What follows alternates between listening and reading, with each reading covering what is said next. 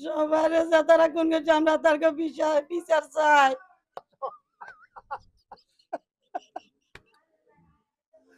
আমার সব জিনিস শেষ করে দিল এখন। ইতালির রাজধানী রোমের উপকণ্ঠে একটি বাসায় নোয়াখালীর একই পরিবারের ৩ সদস্যকে ছুরিকাঘাতে হত্যার ঘটনায় শোকের ছায়া নেমে এসেছে তাদের গ্রামের বাড়িতে। এ ঘটনায় গুরুতর আহত অবস্থায় হাসপাতালে চিকিৎসাধীন রয়েছেন পরিবারের একমাত্র ছেলে। হত্যাকাণ্ডের রহস্য উদ্ঘাটনে তদন্ত শুরু করেছে ইতালিয়ান পুলিশ। জানা গেছে, শুক্রবার রাতে রোমের পার্শ্ববর্তী ক্যাসালোত্তি এলাকার একটি অ্যাপার্টমেন্টে দুর্বৃত্তদের হামলায় নিহত হন নোয়াখালীর কোম্পানিগঞ্জ উপজেলার চরকাকড়া ইউনিয়নের বাসিন্দা কামাল উদ্দিন বাবুল, তার স্ত্রী এবং তাদের ৫ বছর বয়সী কন্যা আরোয়া ইসলাম আরিশা। একই ঘটনায় গুরুতর আহত হন বাবুলের ২০ বছর বয়সী ছেলে। তাকে আশঙ্কাজনক অবস্থায় উদ্ধার করে রোমের জেমেলি পলিক্লিনিক হাসপাতালে ভর্তি করা হয়েছে। মর্মান্তিক এই ঘটনার খবর দেশে পৌঁছানোর পর নোয়াখালীর কোম্পানিগঞ্জে নিহতদের বাড়িতে নেমে আসে শোকের মাতম। একসঙ্গে পরিবারের ৩ সদস্যকে হারানোর খবর কোনোভাবেই মেনে নিতে পারছেন না স্বজন ও প্রতিবেশীরা। তারা ঘটনার সুষ্ঠু তদন্ত এবং জড়িতদের দৃষ্টান্তমূলক শাস্তির দাবি জানিয়েছেন। ইতালিয়ান পুলিশ জানিয়েছে, হত্যাকাণ্ডের কারণ জানতে ইতোমধ্যে তদন্ত শুরু হয়েছে। ঘটনাস্থল থেকে বিভিন্ন আলামত সংগ্রহ করা হয়েছে এবং সম্ভাব্য প্রত্যক্ষদর্শীদের জিজ্ঞাসাবাদ করা হচ্ছে। কী কারণে এই নৃশংস হামলা হয়েছে তা খতিয়ে দেখা হচ্ছে। স্বজনদের দাবি, নিহত পরিবারের নিরাপত্তা নিয়ে আগে থেকেই উদ্বেগ ছিল। তাদের ভাষ্য অনুযায়ী ২০২৫ সালের ২ জুলাই বাবুলের গ্রামের বাড়ির সামনে কথিত লাল বাহিনী নামের একটি উড়ো চিঠি পাওয়া যায়।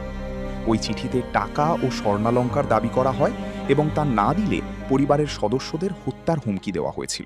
উড়ো চিঠি আসছে যে আমাদেরকে টাকা স্বর্ণ অলঙ্কার আমাদেরকে দিতে হবে, না হলে আমরা এই বাড়িতে যারা আছে কামাল সাহেব, ওনার ওয়াইফ, বাচ্চা টাচ্চা সহ ওয়াইফকে দর্শন করবে এবং বাকি যারা আছে এদেরকে হত্যা করবে।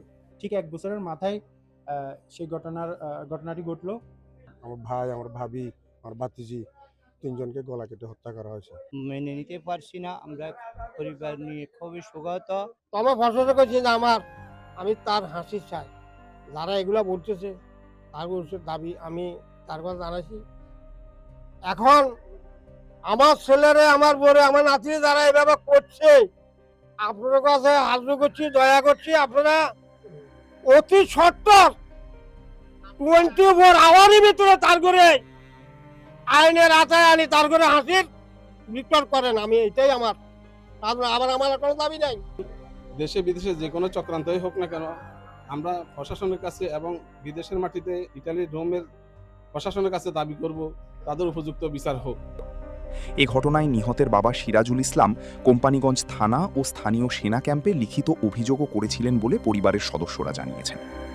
কোম্পানিগঞ্জ উপজেলা নির্বাহী কর্মকর্তা মোহাম্মদ মাসুদুর রহমান বলেন, বিদেশের মাটিতে একটি বাংলাদেশি পরিবারের ৩ সদস্য নিহত হওয়ার ঘটনা অত্যন্ত মর্মান্তিক। তিনি দ্রুত তদন্তের মাধ্যমে প্রকৃত অপরাধীদের শনাক্ত করে আইনের আওতায় আনার প্রত্যাশা জানান। এদিকে হাসপাতালে জীবন মৃত্যুর সন্ধিক্ষণে থাকা তরুণের সুস্থতা কামনা করছেন এলাকাবাসী। একই সঙ্গে নিহত ৩ জনের হত্যার প্রকৃত রহস্য উদ্ঘাটন এবং দায়ীদের দ্রুত বিচারের আওতায় আনার দাবি জানিয়েছেন স্বজনরা।